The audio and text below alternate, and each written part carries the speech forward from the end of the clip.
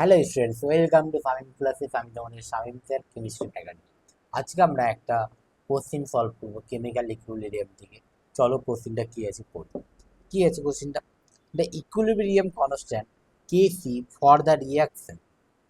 এই রিয়াকশনটার জন্য কেসি কত দিয়েছি বলো? 1.4।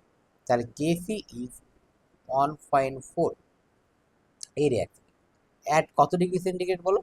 400 degree centigrade.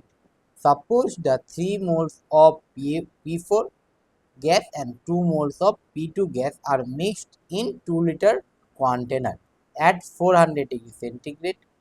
400 degree centigrade. What is the value of reaction quotient? What is the value of reaction quotient? Reaction quotient এর ভ্যালু কত? দেখো ভালো করে। আমরা এই কোশ্চেনটাকে কি জানলাম? যে কেসি আছে, কেসি কিসের? Equilibrium constant. Equilibrium constant in terms of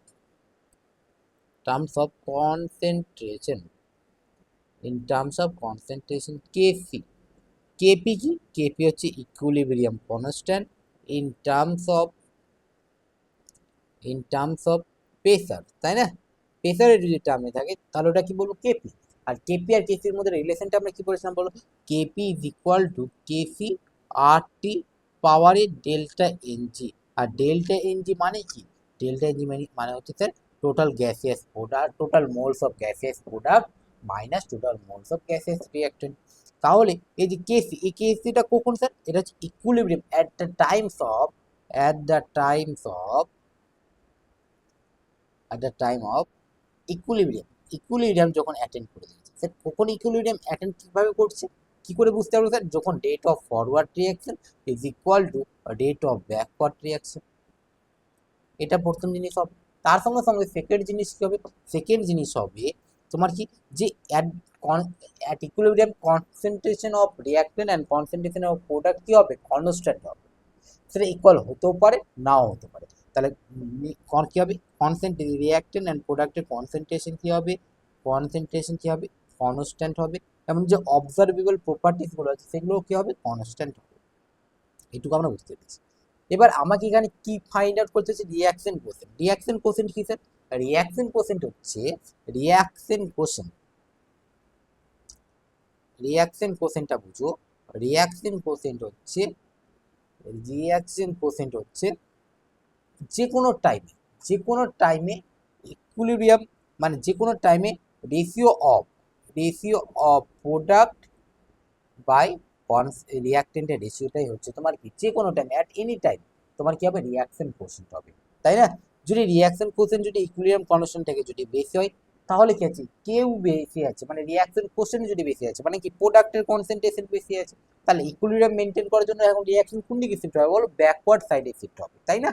যদি কিউ যদি লেস দেন কেসি হয় তাহলে কি হবে স্যার? কিউ যদি লেস দেন কেসি হয় তাহলে কি হবে? কিউ কম মানে কি আছে? কিউ কম মানে কি রিয়াক্টেন্ট বেশি। আর রিয়াক্টেন্ট বেশি তার মানে রিয়াকশন এখন ইমব্যালেন্স হয়ে গেছে। তাহলে ইকুইলিব্রিয়াম মেনটেন করার জন্য, ইকুইলিব্রিয়াম ইমব্যালেন্স হয়ে গেছে, তাহলে ইকুইলিব্রিয়াম মেনটেন করার জন্য reaction shifted to forward direction, তাই না? আর Q is equal to KC কখন হবে? যখন at the time of equilibrium এই কন্ডিশনটা হবে, তাই না? তাহলে the value of reaction quotient কি? কিউসি। কিউসি মানে কি? প্রোডাক্টের কনসেন্ট্রেশন বাই রিয়াক্টেন্টের কনসেন্ট্রেশন। যে কোনো টাইম অ্যাট এনি টাইম প্রোডাক্টের কনসেন্ট্রেশন বাই রিঅ্যাক্টেন্টের কনসেন্ট্রেশন। তাহলে প্রোডাক্টের কনসেন্ট্রেশন কত আছে বলো? প্রোডাক্ট কি আছে? প্রোডাক্ট কি আছে? 2 P2 আছে, তাই না? P2 কত মোল আছে বলো? 2 মোল আছে। আর P4 রিঅ্যাক্টেন্ট কত মোল আছে? 4 মোল আছে। তাহলে এখানে কনসেন্ট্রেশন কত হচ্ছে স্যার? P4 এর কনসেন্ট্রেশন কত হবে? 3 বাই কত লিটার? 2 লিটার। 3/2 মানে কত? 3/2 মানে 1.5। স্যার P2 কনসেন্ট্রেশন কত হবে? P2 কনসেন্ট্রেশন হবে 2 মোলস বাই 2 মানে কত? 1। তাহলে কি কিউসি কি হবে? কিউসি হচ্ছে প্রোডাক্টের কনসেন্ট্রেশন বাই রিঅ্যাক্টেন্টের কনসেন্ট্রেশন। আশা করি বুঝতে পেরেছো। চলো কোশ্চেনটা সলভ করি, অ্যান্সার করি, তাই না?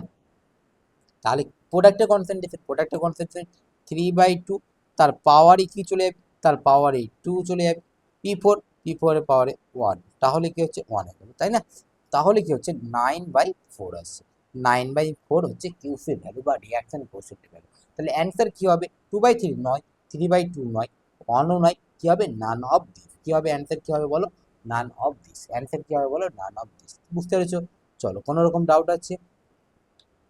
চলো, আবার দেখা হচ্ছে আবার একটা ছোট, এরকম আমরা ছোট ছোট একটা ভিডিওগুলো সলভ করবো, কোশ্চেনগুলো সলভ করবো। আশা করি তোমাদের ভালো হবে, কোনোগুলো কনসেপ্ট ক্লিয়ার হবে। এর চ্যাপ্টার রিলেটেড যে কোশ্চেনের রিলেটেড যত রকম কোশ্চেন ছিল আমি সবই সলভ করে দিলাম। চলো, দেখা হচ্ছে আবার একটা নতুন। Tata, bye bye.